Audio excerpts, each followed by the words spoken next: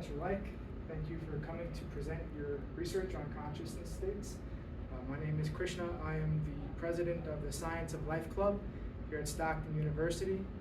We are focused on facilitating dialogue between the sciences and humanities in various capacities.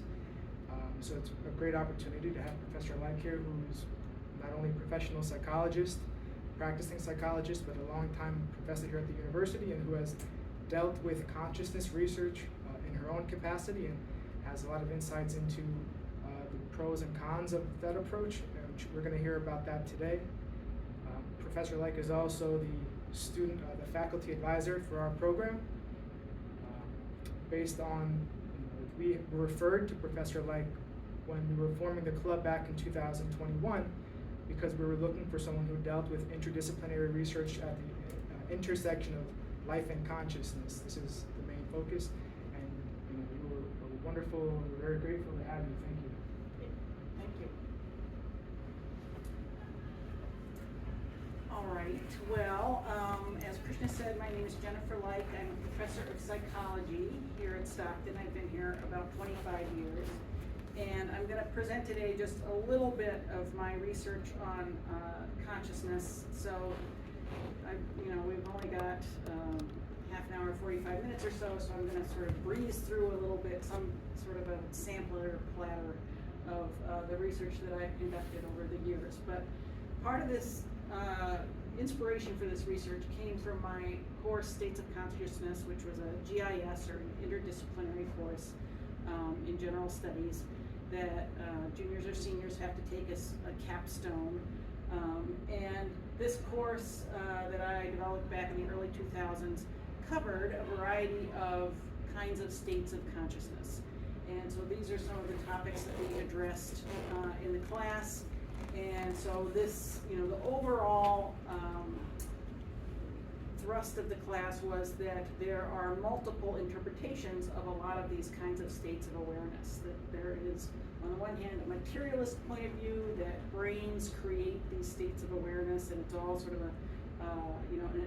all these unusual states are a manifestation of the brain's different kinds of functioning versus, sometimes an interpretation that is more subjective and takes the content of these experiences to be literal. So just as an example, out-of-body experiences where people feel like they have left their body. On the one hand, there is a normal physiological interpretation that's possible for that the brain is functioning in a way that is disconnected the sense of body from the physical orientation in space, and so that's just an illusion. Other people believe that there is some validity to that there is a way that consciousness can actually detach from the body and travel around separate from the physical body. So all of these states are sort of have those kinds of various interpretations available for them.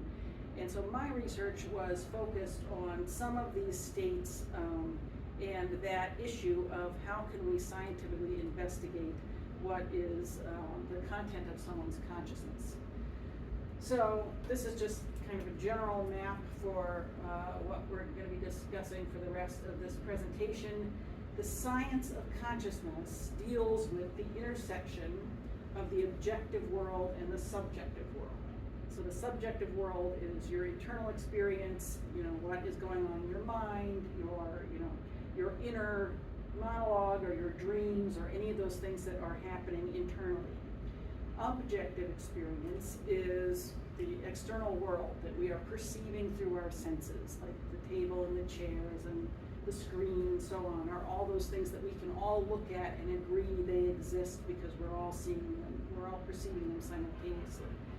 So in general, we think of the objective world as the real world and the subjective world as the not real world. Subjective world, like our dreams, we can experience, but then we wake up and we say, oh, that wasn't real, now I'm back in actual physical reality. So the nature of science is that it takes measurements from the objective world and then draws conclusions about them, which makes it very hard to, investigate the subjective world because there's no way into someone else's brain. There's no way to sort of get data. We can look at their brain on an MRI or on a PET scan or something like that, but that's still a representation of the physical brain. It's not a representation of the experience of the brain. So the science of consciousness is trying to get at that little intersection and find ways to measure what is going on with someone subjectively in their personal experience. And for now, the best way we are to do that is to ask someone what their internal experience is like, and they can tell you. And so we are going to look at just 3 research projects that I did related to some of those unusual states of consciousness, such as psychedelic states, mediumship, and mystical experiences, where the question is there something that we can learn about the regularities of subjective awareness by asking people about their states? Because, as you can imagine, the subjective states are often neglected because they are hard to examine.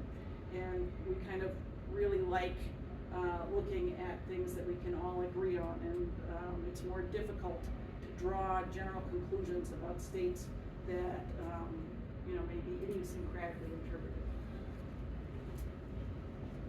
All right, so I'm going to tell you about 3 different research projects just to illustrate the principles of these states of consciousness, and also the difficulty with investigating them scientifically. The first one was titled "The Nature of Discarnate Entities and Their Interactions with DMT Users," and I'm not going to tell you about the whole project. I'm just going to give you sort of the highlights in the interest of time. But discarnate entities are beings that people perceive as existing separate from themselves. So, like, if you see a ghost and you think it's a real sort of conscious thing separate from you, that's discarnate. It doesn't have a body, and it's an entity. It's like a thing that you think has its own consciousness. Aliens, they might have bodies, but they're entities. They're things that are not sort of normal experiences that we don't sort of agree necessarily exist, but they are perceived by people who perceive them as things with a separate conscious awareness. So that's what a discarnate entity is. DMT, in case you have never heard of it, is a drug called dimethyltryptamine, and it's a very powerful hallucinogenic. And so if you have heard of people who've used it, it's sort of a very intense trip that happens suddenly, relatively briefly, but you smoke DMT and you are taken sometimes, if you smoke enough of it, to another realm. So it's called, breaking through to the other side in a DMT trip. And what happens there is the experiences of being in a fundamentally different reality.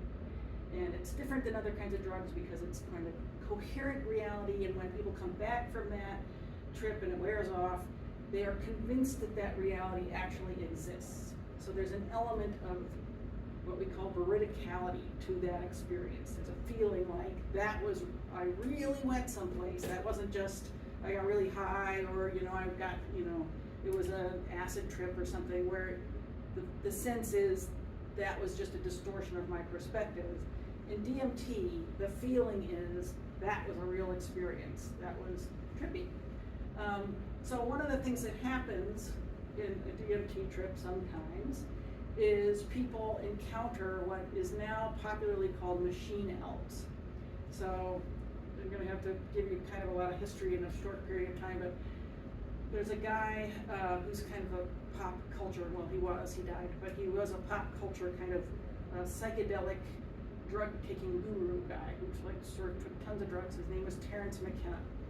And he sort of popularized this idea that when you smoke DMT, you come across these entities, which he described as machine elves. So like short, kind of physical, kind of mechanical, kind of bizarre, but separate identities of people. Not people, but entities with their own consciousness. So these are kind of characterizations of what the machine elves would be like if you ran into them on a DMT trip. And the point of this research that I was doing was to investigate whether or not this sort of pop culture idea that DMT brings you into contact with these machine elves was accurate or not. Maybe that's just, everybody watched the same YouTube videos of Terrence McKenna, and that's not really what happens when they take DMT. So I was asking the question of what kinds of beings were being encountered on DMT trips, and also what kinds of interactions were they having with the users.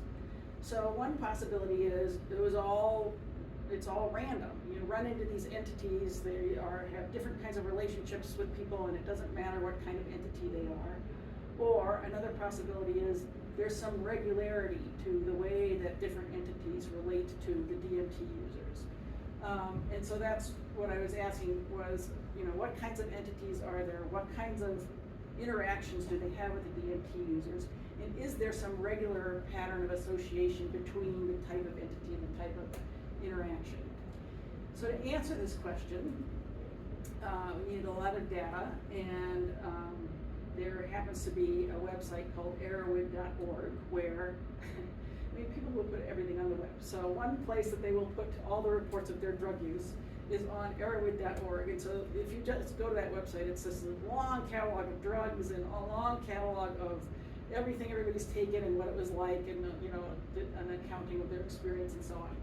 So I sorted through those for the ones that were related to DMT in particular, and I took sort of 149, which I think was how many there were from the last 10 years when I was doing this research. So it ended up being an analysis of 149 trips that people were just describing. And so one of the ways to look at, sort of open-ended descriptions, so there were no questions, there was no structure to this, is called a content analysis. It's basically reading through all these descriptions and then coding the elements that are included in the descriptions. And so that's what I did with these 400 trips, 149 trips. And so we're just skipping to the results. So in terms of the kinds of entities that people encountered with DMT, 75% of those 149 reports included an encounter. So this is, part of why people know that people encounter entities with DMT is it happens very frequently. 75% of them included the description of at least one entity. And, a little more than a third of them described interactions with more than one entity. So in terms of what kinds of entities were people encountering, these are the percentages, and these are the categories that were created once it had gone through all the case reports. And most of them, the highest percentage, not most of the entities, but about 28% of the entities were not really well defined. It was sort of like there's a presence, or there's some kind of entity that interacted with me, but it's not. They didn't say enough about it to know what other category it could fall into. The second most frequent category was things that looked humanish, either humans or something that had a human form, and so that actually, as I'll say in a minute, is a fairly common kind of element of hallucinations to sort of project a human form. So that was interesting. And then the rest of these, there were divine entities and aliens. One of the theories of alien abductions is that DMT, which is actually a naturally occurring chemical in the brain, is active and sort of produces these hallucinations of aliens. Elves and fairies, so this is where the machine elves would fall. Animals, geometric figures, which is another element of hallucinations. Just voices with no entity, and just faces with no other interaction, and then a miscellaneous category. So it turned out that there was a lot of different kinds of entities that people encountered. And there was certainly, I wasn't looking at this, but there was certainly the sentiment expressed that the feeling was these were real things. Not like, oh, I was dreaming of an animal. It was this jaguar came and gave me a message. And so often they were giving messages, and that was the second part of the research, was what kinds of interactions were the entities having? And so in terms of percentages, the most frequent type of interaction was that they were showing people something. They wanted the DMT user to notice something or recognize something or see something. They were there as an accent to the experience. There were some that just were there and didn't interact with the DMT user at all. There were some that were hostile or warm, and there was a whole sort of different levels of warmth, welcoming and reassurance. And so often the entities were very friendly, and they were like, come on, let's, we'll show you something. And, so there was, a combination sometimes, observation, play, power and control, sexuality, and so on. And so there were lots of different ways that the entities related to the DMT users. And the, part of the question that I was trying to answer is, was there a systematic way? Were all the elves playing? And were all the animals hostile? And so on. And the answer was no, they were not. So there was no systematic relationship between the type of entity and the type of interaction that they had with somebody.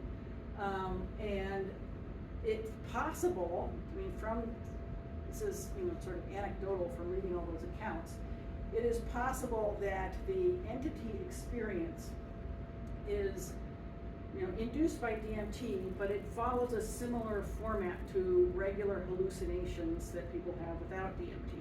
So there is a general kind of progression when people are hallucinating, that often they first develop kind of a perception of geometrical forms and shapes that then morph into faces, that then morph into more human forms, and so on. So it's possible that the reason that the poorly defined beings were the most frequent is that the DMT user hadn't gotten all the way to developing the perception of the full hallucination yet, and maybe the geometric forms category was part of that process, and so on. I don't know, because this is just taking a snapshot of people's experiences retroactively.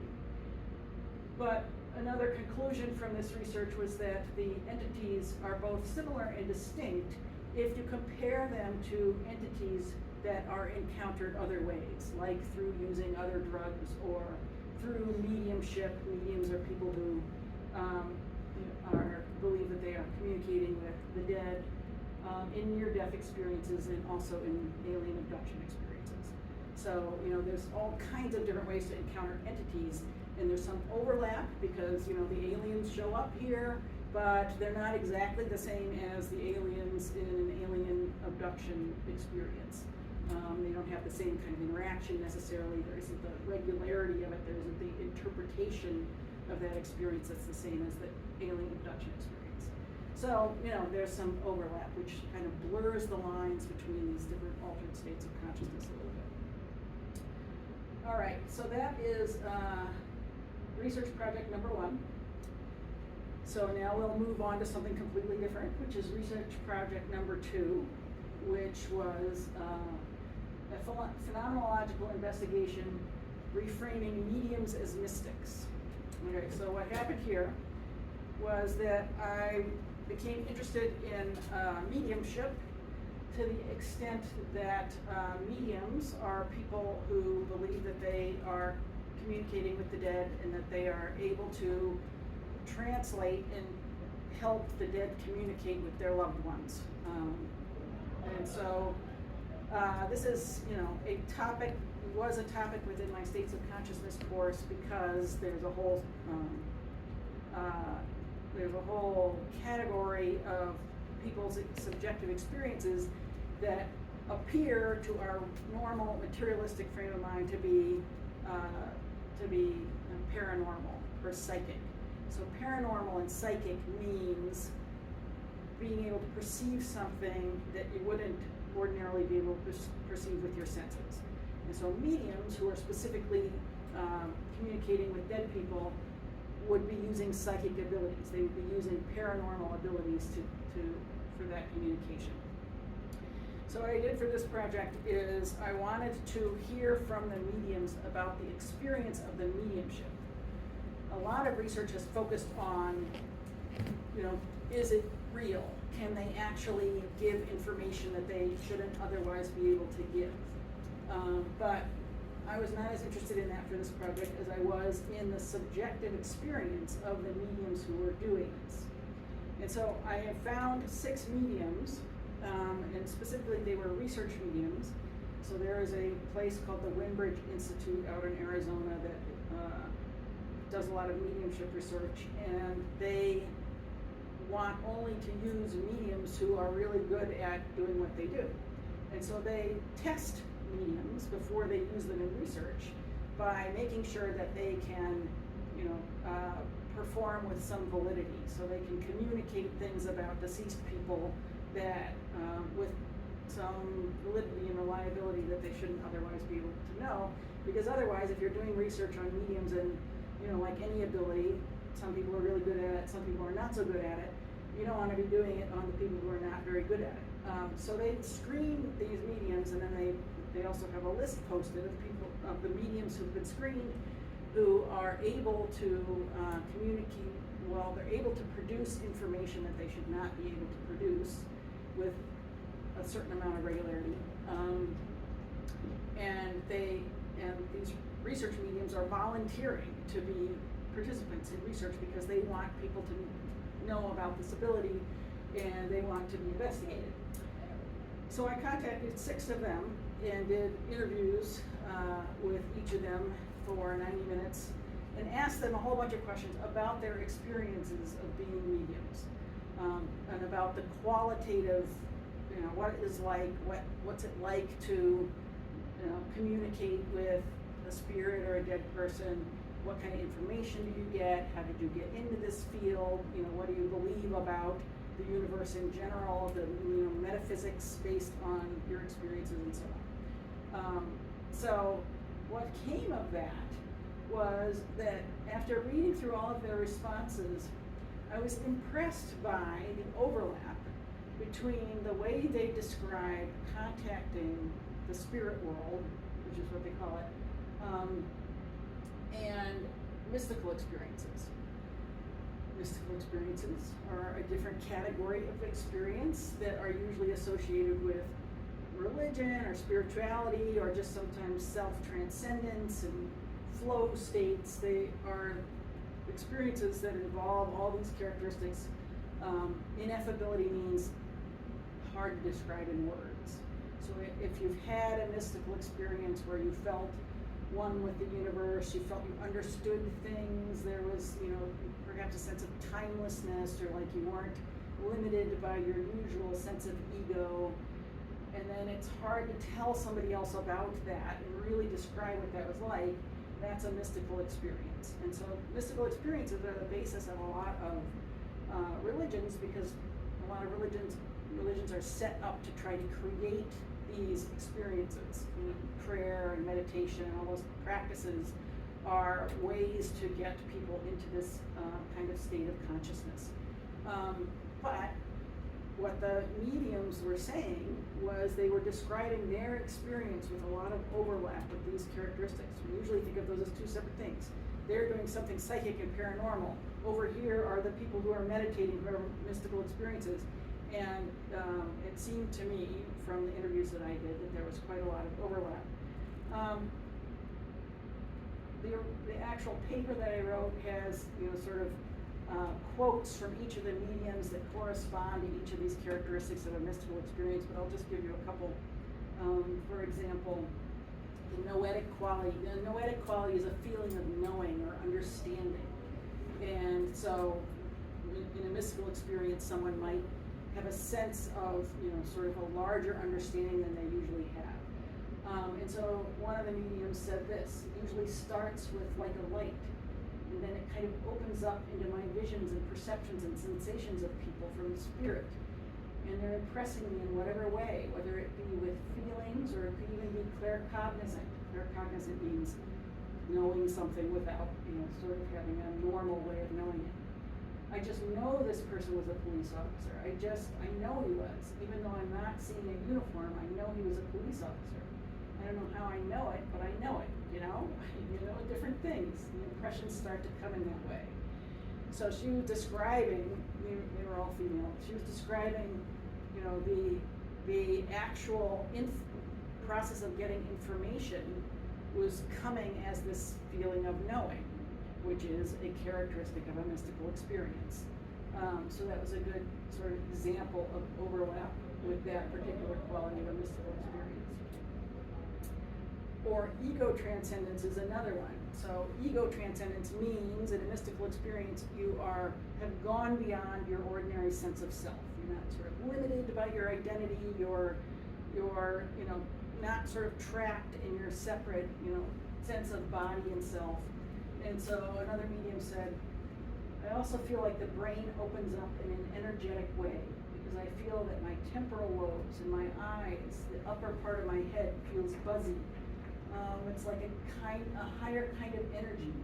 It makes me feel not like I'm myself anymore. I'm out and roaming around.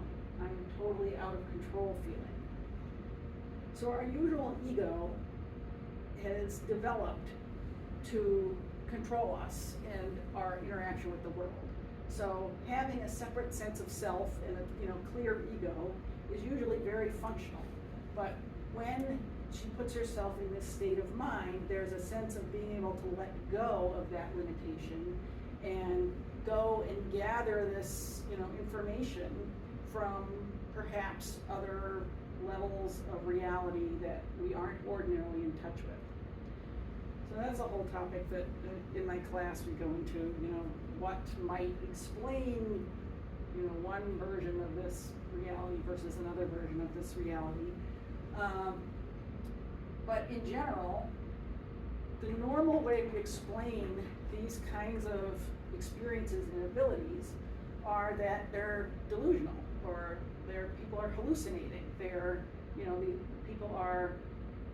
they're messed up in some way, and they are just simply mistaken. That they're receiving this information they believe is from a spirit world, but it's actually not. That's, you know, that's sad for them because they don't understand that they are believing something that's not true.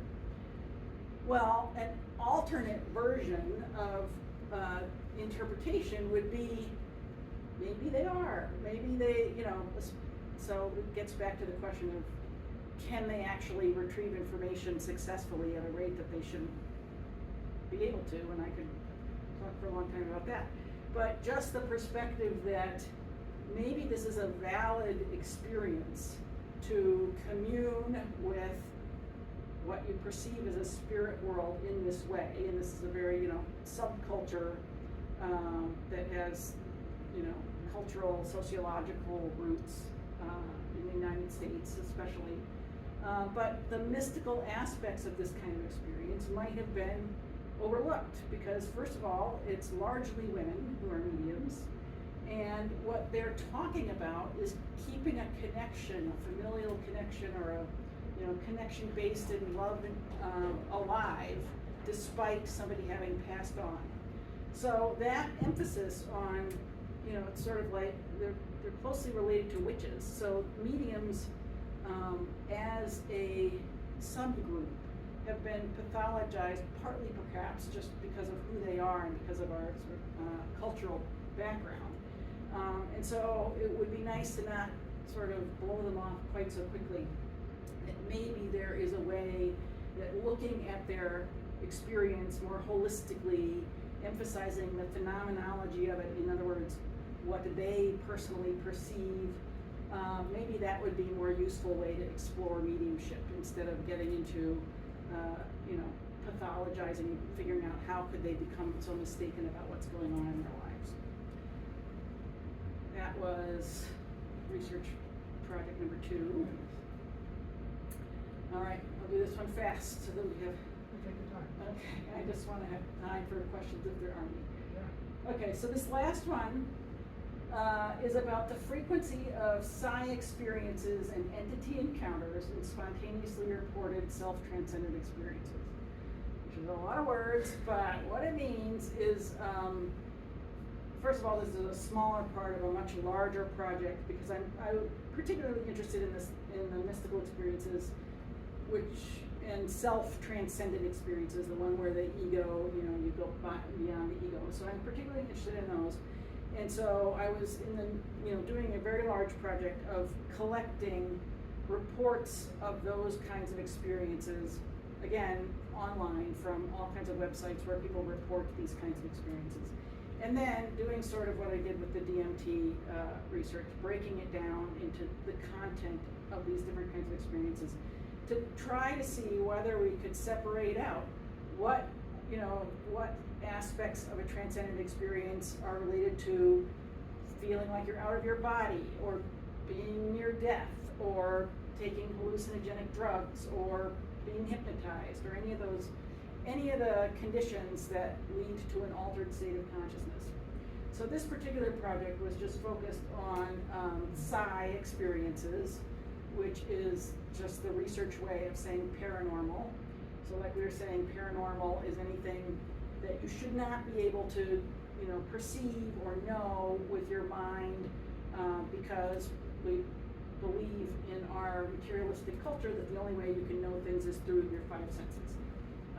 So it would be paranormal if you could read somebody else's mind, like in telepathy, or if you could know, that somebody was breaking into your car out in the parking lot, through clairvoyance, or know something was going to happen in advance, like precognition, or be able to move, a physical, some material with your mind, like bend a spoon or make this pen move around or something like that. So those are all paranormal experiences. And again, according to our traditional materialist perspective, none of that stuff happens because that is not how we conceive of the world working. And yet people report those kinds of experiences all the time. And so those experiences are one element of when people get into these altered states of consciousness. So I wanted to look at that particular phenomenon, and also the entities, because this question of these entities that keep showing up in these different states of consciousness that seem like they are actual separate aware things, whether they're angels or dead relatives or the aliens or the machine elves or whatever, maybe there is some regularity to when those kinds of entities occur. So this was taking a whole bunch of self-transcendent experiences. There were 236 of them from a bunch of different websites. And, they were related to a lot of different altered states. Some people were reporting that they went out of their body while they were dreaming, or they, encountered their dead grandparent, while they were in a hypnagogic state is when you're falling asleep. So right between being awake and just asleep, you're in an altered state that sometimes people don't notice, but it's called the hypnagogic state. Or near-death experiences or out-of-body experiences and so on. So lots of different conditions. But what I was looking for was the sense of not being bound by your ordinary ego. And so 236 of these experiences, this was the only project I ever had student research assistants help me with. It was great because it was a huge project. Because we had a 65-item rating scale. And so what we did is, 2 people read every one of these reports and rated it on these 65 items, such as, did the person experience oneness, unity, or connection to the universe in general? Yes or no? Did the person encounter someone they knew who was dead? Yes or no? So it was a lot of, sort of evaluating, again, the content of these sort of free-form reports on these various websites, with the purpose of, again, trying to see what goes together. Are all the people who are having out-of-body experiences also encountering dead relatives? That would be interesting. Or, are the people who are experiencing oneness, also always, because they took a hallucinogen or something, if there's regularities, then we could try to narrow down some of these very ill-defined states of awareness and say, okay, here's some things that we can generally say about this condition and so on. So these are the results of these 236 cases. 14% of them also in their self-transcendent state reported that they had some sort of psychic ability. So mostly clairvoyance, also precognition, also telepathy, no psychokinesis. And those are not very high percentages. This is a minority of those experiences that are reporting that. But it's not zero. So there is some overlap between the feeling of not being contained by your ego and having some access to these abilities. So 14% overall. And the reason that doesn't add up to 14% is because there's some overlap. Sometimes people would have telepathy and precognition. And then in terms of the entities, 19% experienced entities, so slightly more than the psi experiences, with the angels and spirit guides and other, sort of spiritually imbued entities leading the pack with 11%. Another kind of being a dead person or a ghost were the categories that showed up. So almost 20% of people in a variety of transcendent states are experiencing entities. So what I had hoped to do was to break it down further and figure out, which, does meditation lead to angels more frequently? Does, a near-death experience lead to encountering a dead person more frequently? It was just too large a project that I didn't get that far. But what the conclusion is that these things are happening. So people are feeling like they are having paranormal abilities and encountering entities in self-transcendent experiences in general. And there's lots of conditions for these self-transcendent experiences. You can create a sense of not being contained by your ordinary ego in multiple ways, and so there's some overlap between them. The psi experiences are, characterized by clairvoyance and telepathy and so on, but that can, be associated with drug use or in dreams or near-death experiences and so on. So looking at altered states more generally, which is something that lots of researchers don't do because they're looking more narrowly all the time at, getting more and more specific focus. Because I was teaching that class on a variety of altered states, it was very helpful for kind of thinking about them as a whole. And one of the things that I think is a general conclusion is that thin boundaries, which is the research term for sort of a fluid barrier between your unconscious and your conscious. So like if you think about when you're dreaming, your unconscious mind has more influence on what you're experiencing because your eyes are closed, you're asleep, you're not perceiving the external objective world. So some people have more ability to access their unconscious than other people do. Some people, like university professors, tend to be I'm awake or I'm asleep, and those are two different things. But some people have more fluidity in their internal awareness, and that might be one thing that facilitates these kinds of experiences, regardless of what state they're in. So the mediums, for example, seem to have very fluid, or internal subjective experiences and thin boundaries in general between their unconscious and unconscious. Now, the materialists would say, well, that means that what they're perceiving is not real. It's just subjective. They're just, sort of creatively making up these, sort of spirits and making up the communications, and that explains that. But the other people who take it more seriously would say, not necessarily. We still don't know whether there's any validity to what they're experiencing or not. It might be that the people with the thin boundaries have more access to all this information that is available unconsciously that the rest of us are just walking around ignoring. So it's possible that we actually want to pay attention to those people and value those people and learn from those people differently and not just dismiss them as hallucinating. So in terms of self-transcendent experiences in particular, the goal ultimately was to be able to characterize different kinds of self-transcendent experiences with different causes, with different subjective experiences associated with them, and so on. But that is a massive undertaking, and I didn't do it. So there is plenty left for the next person who comes along, and I have a data set if they want to start with it. So that is my presentation, and I'm happy to answer any questions about any of that stuff. Do you have any questions? Yeah, I do actually. Okay. So I know you said there wasn't a lot of research in these topics overall, but is there anything else that specifically piqued your interest in this that made you want to do these projects? That's a great question. Yes.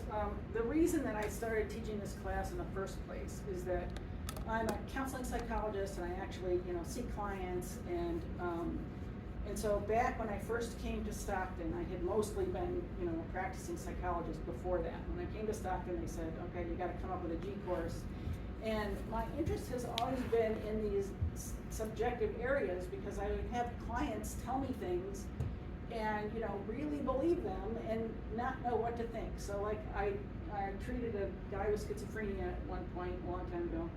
And, he came in and out of schizophrenia, which is characterized by hallucinations and delusions. And while he was actively schizophrenic, he thought there were angels on the hood of his car, telling him how to, the messages from God and how to behave, and then he's all kinds of sort of pejorative things about himself. And then he'd come out of it, he was taking medication, and so he would have these periods where he was not actively schizophrenic, and you'd think, wow, I'm really crazy, that's terrible. And then you'd go back into it, and he'd think that his not crazy, as far as we're concerned, self was the crazy one. So he was constantly fluctuating between these two realities, and he was totally confused because they were both equally real. And so people like that got me interested in these subjective states and not just dismissing them and saying, go take your medication so you don't have that experience anymore. Because, anthropologically, people have always had these kinds of states, and it's really only just now in our, late incarnation of materialism that we're kind of dismissing them. So I like taking what people say about their experience seriously, and so that's kind of why I was interested, because I'm not somebody who has any of these things. I'm university professor, closed-minded, left-brained person. But I know there are people out there who have these, and I think that's interesting. And if I'm, somebody in this position to investigate it, then that's what makes me interested in these topics in general. Did we have any follow-up question, or? Yeah, actually. So you mentioned the person you were practicing on, they were having like hallucinations and things like that. And when you were talking about the DMT trips, you said that they were distinct from like schizophrenic hallucinations or hallucinations from other kinds of drugs. So what makes the DMT trips distinct from those? The DMT hallucinations they happen in this context of feeling like that they have gone to this other world. So when schizophrenic people are hallucinating in general, their hallucinations are sort of overlaid on the regular world. And sometimes, they're not even perceiving it as solid as a real person. So there's kind of this dreamlike quality to their hallucinations. And, sometimes they're just thoughts, sometimes they're just voices, so that they're not as well formed and as vivid as the DMT hallucinations. The DMT hallucinations seem to be, this entity is part of this universe, I'm in this whole universe, and the regular universe doesn't exist anymore. It's a very short, very intense experience, maybe 15 minutes, but it's different because it's all encompassing in that way. You cannot function in the regular world while you're doing that. at that level. So they're distinct like that. They might be related because maybe, it's a matter of degree, and maybe the naturally occurring DMT in the brain is involved in a regular hallucination experience, but that is far from, something that anybody can conclude at this point. And my last question is, when you were, regarding mediumship, when you were interviewing these mediums, were these mystical experiences just like all good experiences? Because I was reading like the words to describe it, like there was like love and I forgot the other words, but they are all like kind of good, with good connotations. Were they all good experiences, or were they some of them? That's a great bad? question, because part of the interview was about the development of the mediumship experience, because often many people would say they were sort of figured out they had this ability when they were a child, and so it was developing naturally as they were growing up. And many of them said that especially initially, they were not good experiences at all. And the feeling of being in contact with the spirit world was often overwhelming. One of the mediums said that when she first sort of developed this ability, there were dead people all over the grocery store, and she basically was being distracted by all these spirits everywhere. And that so part of the process that they described in training themselves to be better able to communicate with the spirit world was also being able to screen out the negative influences. Some of them specifically said they're essentially like, it's not just all dead people who want to communicate with their relatives. There's all these other entities out there in the spirit world that you got to guard against that might want to do bad things, which parallels a lot of kind of folklore and mythology from anthropologically speaking, from cultures all across human history. So there's when they're doing what they're trying to do for what's called a sitter, like somebody who wants to come and get communication, then the parts of their experience tend to be positive. But also, I just highlighting the ones that are associated with mystical experiences, and mystical experiences are positive. Now, there's a flip side to mystical experiences, which is called the dark night of the soul, where if you're going through a phase, the phases of spiritual development, you can reach this kind of, it's kind of a cliff. You drop off and have no interest in regular life at all anymore because you've gotten so far beyond it, and you can stay there a long time. And it's very painful, like depression, like kind of. So if there's a parallel to spiritual development with the mediums, then presumably some of them go through that as well. But I didn't get that out of my interviews in particular. But yeah, it's a good question. It's not all love and light, for sure.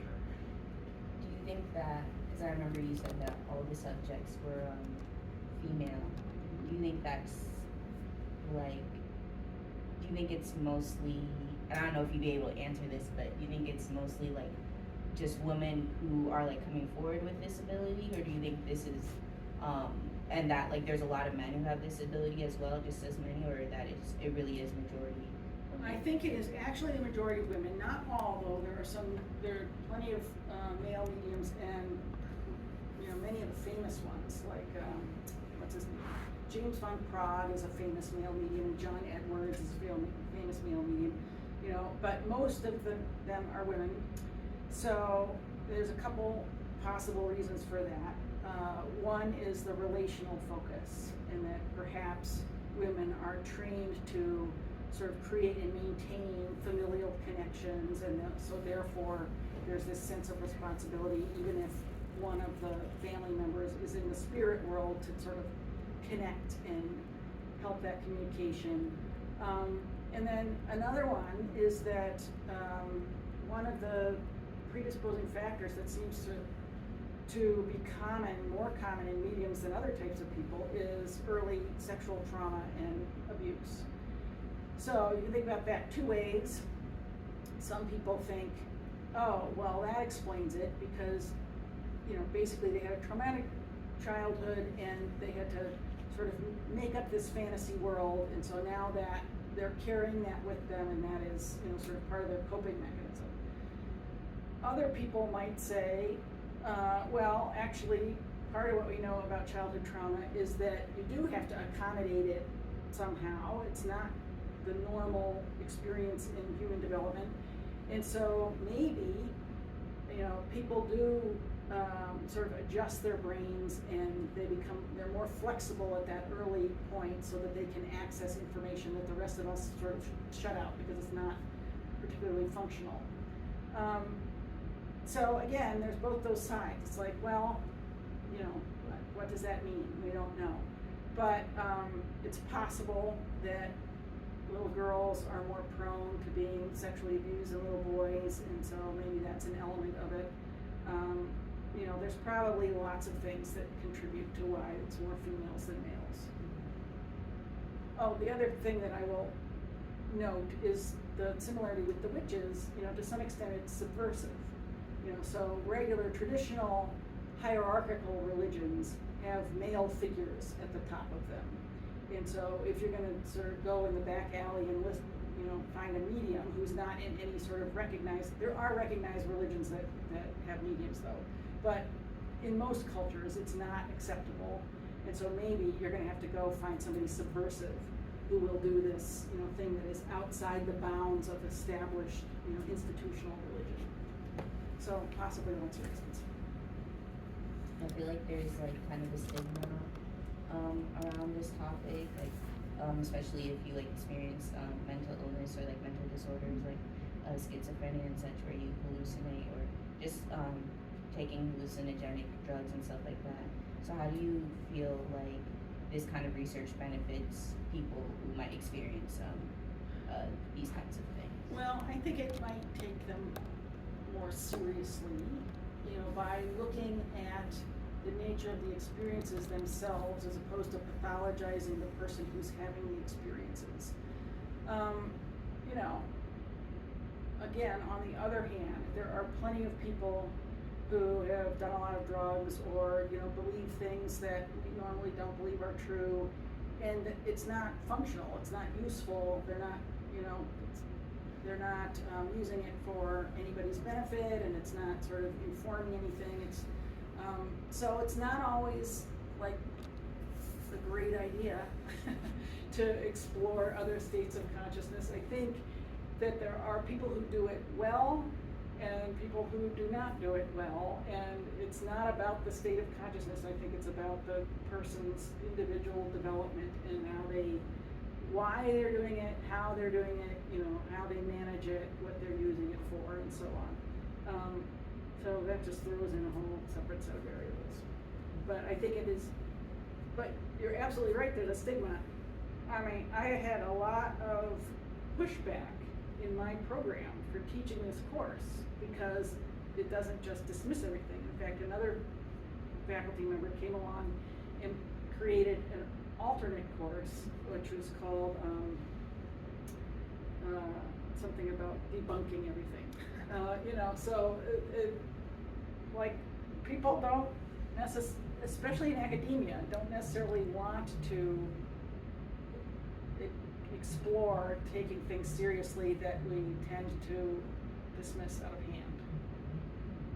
So was it hard finding like sources or materials for your course since there's not a lot of research on these kinds of topics? Well, there is a lot of there's not a lot of research like on the combination of topics. Mm-hmm. There's a lot of research on each individual topic. Mm-hmm. So hypnosis, you can find a ton of stuff. You know, prayer and meditation, tons and tons and tons of stuff. Near-death experiences, tons of stuff. But not much on the commonalities, because everybody's kind of focused on how are we going to explain what dreaming is without, you know, because the more you broaden it, the more complicated it gets, as I have discovered. And so in some ways it's easier like to zero in and just do a EEG of somebody who's dreaming and then talk about what that looks like. And then it's like, okay, we got it. This is what a dream is. And I don't think that's really sufficient if you're looking at it from the subjective point of view. because all of that is objective. You put somebody in an MRI and see what their brain is doing while they're having an out-of-body experience. I don't think that tells us a whole lot. It just tells us what your brain is doing. It doesn't tell us anything about the validity of that experience, potential validity of it. Thank you for asking those great questions, really. Thank you. I have a couple myself, Okay, and I don't want let's to take hear too 'em. much longer because I know, I'm sure you have other places to go, and but so as you may be aware, I'm coming from a background immersed in Eastern philosophy, Eastern ways of knowing. So from that perspective, let's say call it the yogic or the yoga perspective. Now, exploring states of consciousness is based more on this natural process of yoga, where it's not based on taking an external substance to affect the consciousness, but it's based on things that are inherent to our sober state that you can consciously engage with, and then things will change. So within that tradition of, I'll just call it yogic philosophy, they have a systematic categories of ways of knowing. It's called pratyaksha, paroksha, aparoksha, adhoksaja, and aprakrita. So the first few categories are very familiar to Western science. This pratyaksha just means direct sense experience, empirical experience. But then the faults in that are seen, an object far away seems smaller than it really is. Or when you put the straw in the glass, it may be straight, but it looks slanted, and it's all these kind of defects in empiric knowledge. Then there's also second-hand empiric knowledge. If you don't observe something quote unquote real yourself, you can still experience it secondhand from somebody else's account of it. That's paroksha. Then you have aparoksha, which is starting to approach this mystical experience threshold. But it's very hazy and ill-defined. And then this adhoksaja, I think the literal meaning is beyond the capacity of the alphabet to enunciate. So that's something completely non-ordinary. But it's interesting that the highest then form of knowing or form of experience is called aprakrita. Prakrita means mundane reality, and the prefix a means the negation of it. So it's very similar to an extent to our direct experience here in this world in a sober way. But the familiarity is there in one way. In another way, it's nothing like it. It's for a completely different reason. And so all of these ways of knowing from the East, from the yogic, are based on the capacity of the soul to evolve through the body and through even different bodies. So basically, to get to the point, how can this kind of Eastern yogic framework help Western consciousness studies that you were engaged in, you may know others who are engaged in? How can it contribute? How can it be utilized? How can these two things kind of cooperate? I sort of feel like there's nothing it can do until the people who are stuck in the scientific materialistic frame of mind catch up. And it seems to me that could take a long time, since we are sort of culturally stuck. Since empiricism, since the materialistic frame of mind is so successful. Right. I mean, it's worked out really well since the Industrial Revolution, until it's about to not work out very well. But and that might stimulate some change. But I think that there isn't going to be any movement from this side beyond level 3 or whatever it's at until it has to, until there is some, compelling reason for a different. If the aliens came down and took over the White House, that would do it. Then suddenly everybody would be like, oh, well, what do you know? That was not what we were expecting. Or if suddenly the mediums got a whole lot more accurate, there is a lot of research, that they're like, kinda. There's a meta-analysis, which means a summary of all the empirical research that demonstrates that there are sort of clairvoyant abilities in people, but nobody knows about that, and it's not on the front page of the paper because everybody's like, who cares? It's not consistent with the way we are living our lives. So nothing is going to make any difference until we have to change. And maybe nothing will, I think little changes are happening on an individual level. Like little individual people are evolving personally, but culturally it's going to take, a quorum, to push everybody over the edge simultaneously. I don't see that happening anytime soon. So that actually brings me to my second and final question or comment. The aspect of consciousness studies that can allow modern Western science to be self-conscious, because as you very nicely started your whole presentation with, consciousness studies is situated in the Venn diagram of subjectivity and objectivity, right? That is, consciousness is that subject-object relation. You have the observer, the scientist, the phenomena they're observing, the observed, the observer, and then the observation, which is the relationship between these two things. Clearly, that relationship between the phenomena and the scientist is fundamental to any data produced by that observation. And that medium, that medium of consciousness, how consciousness affects what we're observing, the data that we're getting, the questions that we're asking, the worldview that we're asking the questions for, and how we're categorizing other things that don't fit in that worldview as noise or irrelevant. That's all central to scientific progress itself. So this is something that the Bhaktivedanta Institute, who is kind of the institute that I am volunteering with for a long time now, that kind of encouraged this club to form, is really trying to have conferences about and discussions about this, because as you rightly said, you can't go into the more mystical side of things until something as basic as how does consciousness affect all the data that you're so proud of. Until you talk about that and really accept the role of consciousness in science, you can't go, that's where the revolution happens. So what kind of discussions, in a practical way, what kind of discussions can we have here at Stockton, about how can we start to talk about that? How can you engage in interdisciplinary dialogue in a very sober way, not getting into mystical kind of things, but about the role that consciousness is playing in this empirical study, and how when you shift, right, so the role that the subject plays in what the object is. I'm sorry, I'm kind of, going a little, I'm speaking a lot here. Like the field of biomimicry, right? So you have a bird, a kingfisher. From the empirical standpoint, it's just an organism. You can analyze its molecules and its context in the environment. But it can also be a model for a bullet train in Japan based on biomimicry.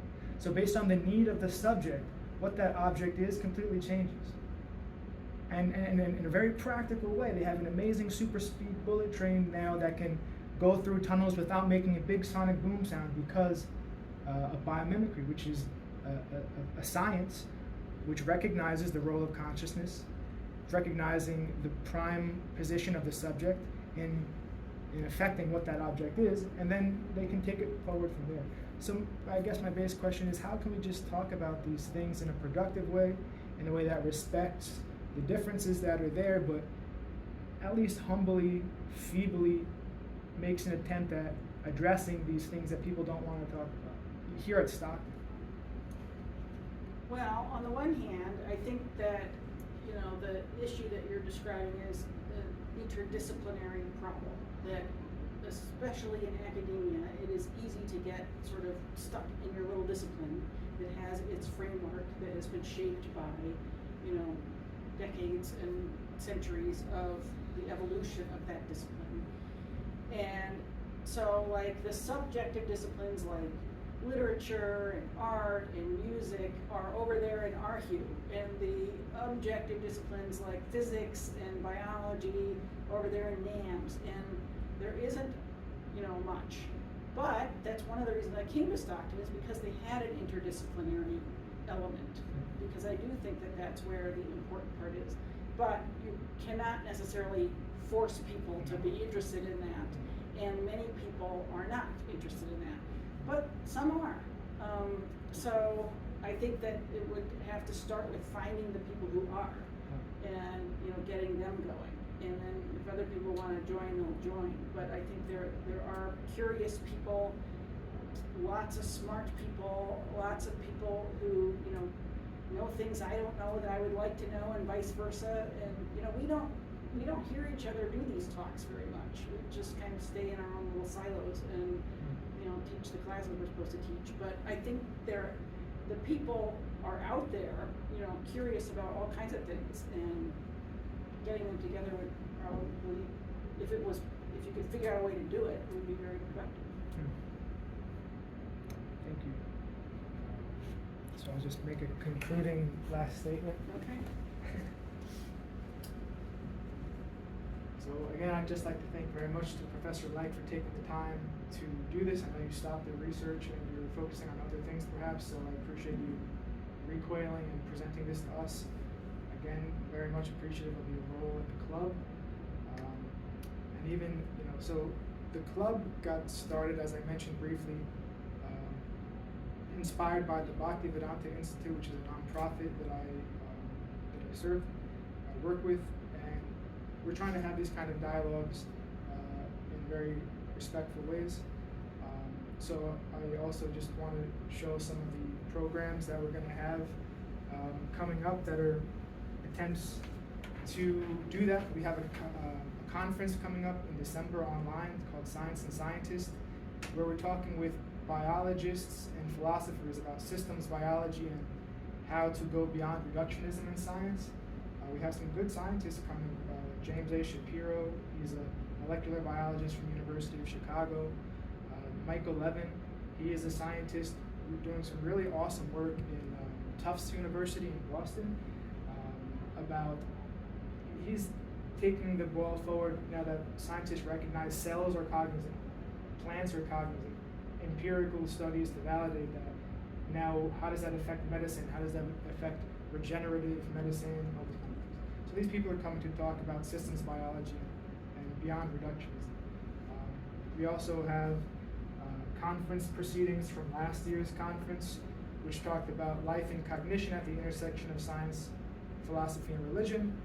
And one book by our serving director, Dr. Bhakti Madhavapuri, which is like an introduction to some philosophy of science and how to think about life and consciousness in terms of non-reductionism.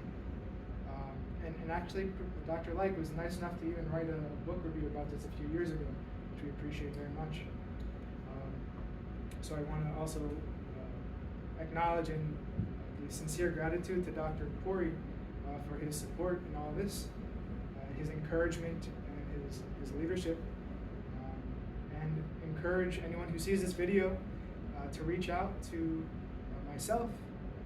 I'll put my contact information at the bottom of the video, and to reach out to the Science of Life Club if you're interested, if you're one of these, if you're a student or if you're even a professor here at Stockton, like Professor Lyke mentioned, who's interested in interdisciplinary exchanges and sees the value in that. We're very happy to engage in that with you, so please don't hesitate to reach out. Thank you.